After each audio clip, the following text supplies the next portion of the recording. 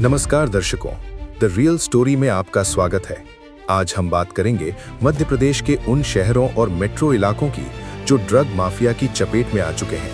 यहाँ ड्रग तस्करी न सिर्फ आम लोगों की जिंदगियों को बर्बाद कर रही है, बल्कि इसमें राजनीतिक रसूख और पुलिस की मिलीभगत भी शामिल है। हम दो हालिया घटनाओं पर फोकस करेंगे। पहली रतलाम की एमडी ड्रग फैक्ट्री और दूसरी भोपाल के एक स्कूल संचालक की ड्रग तस्करी। इनके अलावा हम कुछ पुरानी घटनाओं का भी जिक्र करेंगे जो दिखाती हैं कि ये समस्या कितनी गहरी जड़ें जमा चुकी है। आइए पहले सेगमेंट से शुरू करते हैं।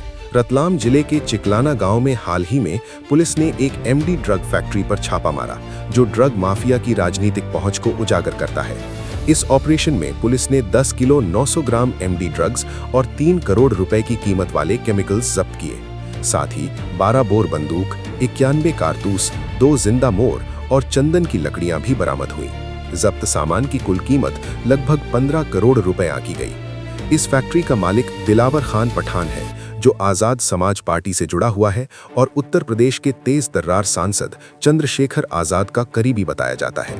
दिलावर ने 2023 में जावरा सीट से विधानसभा चुनाव भी लड़ा था। ये फैक्ट्री उसके घर में ही चल रही थी। छापे के दौरान 12 से ज्यादा आरोपियों को हिरासत में लिया गया और 5 थानों के 50 से ज्यादा पुलिसकर्मी इस ऑपरेशन में शामिल थे। जांच आगे बढ़ने पर और चौंकाने वाले खुलासे हुए।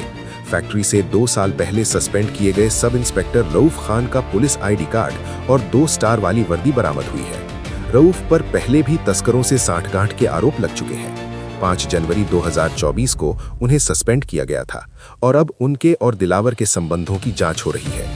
पुलिस सूत्रों के मुताबिक रऊफ ने रतलाम, मंदसौर और नीमच में ड्रग नेटवर्क को संरक्षण दिया था।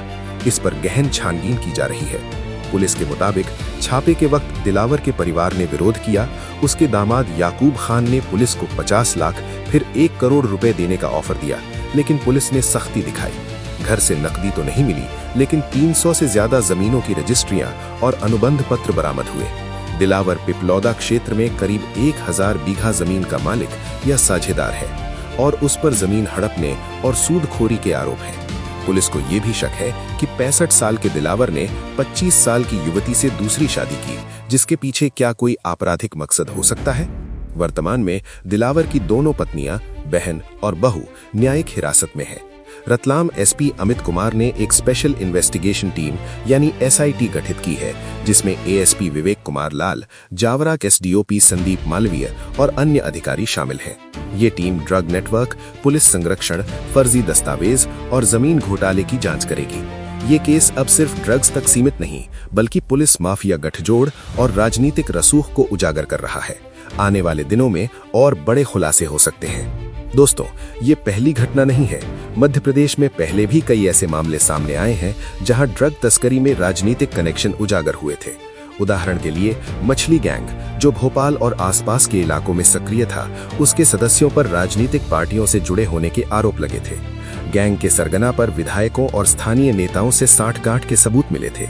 इसी तरह 2020 में मंदसौर में पकड़े गए एक ड्रग रैकेट में एक पूर्व पार्षद शामिल था, जो ड्रग्स को राजनीतिक फंडिंग के लिए इस्तेमाल कर रहा था। नीमच में 2022 के एक मामले में एक राजनेता के बेटे को अफीम तस्करी में गिरफ्तार किया गया था। ये घटनाएं दिखाती हैं कि ड्रग माफिया राजनीतिक संरक्षण से मजबूत होता जा रहा है। अब आते हैं दूसरी प्रमुख घटना पर, जिसमें भोपाल के स्कूल संचालक के ड्रग रैकेट और हाई प्रोफाइल पार्टियों में तस्करी का भंडाफोड़ हुआ है। अब बात करते हैं भोपाल की, जहां एक स्कूल प्रिंसिपल ड्रग तस्करी के अंतर्राज्यीय गिरोह का सरगना निकला।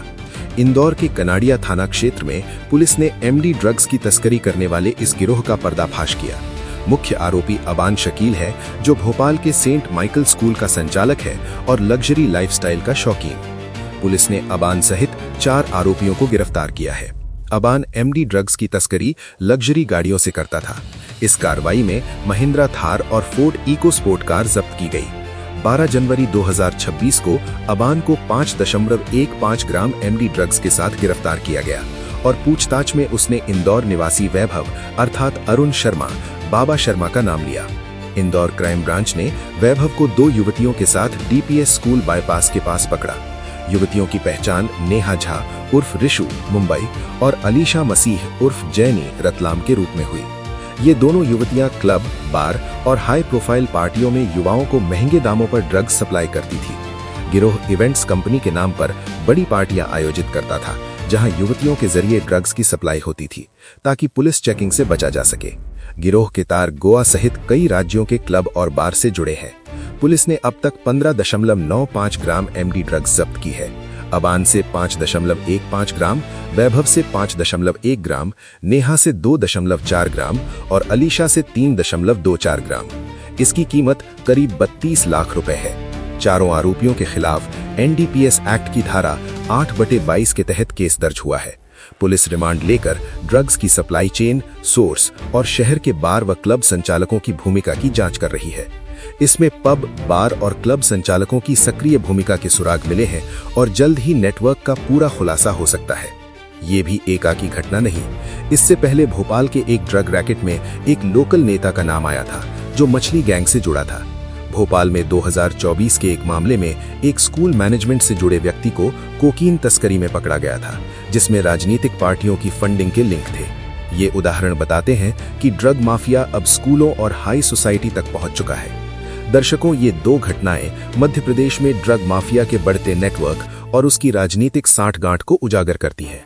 शहरों और मेट्रो इलाकों में ये संकट बढ़ता जा रहा है। हमें जागरूक रहना होगा और ऐसे नेटवर्क के खिलाफ आवाज उठानी होगी। ज्यादा जानकारी के लिए चैनल सब्सक्राइब करें। धन्यवाद। जय हिंद।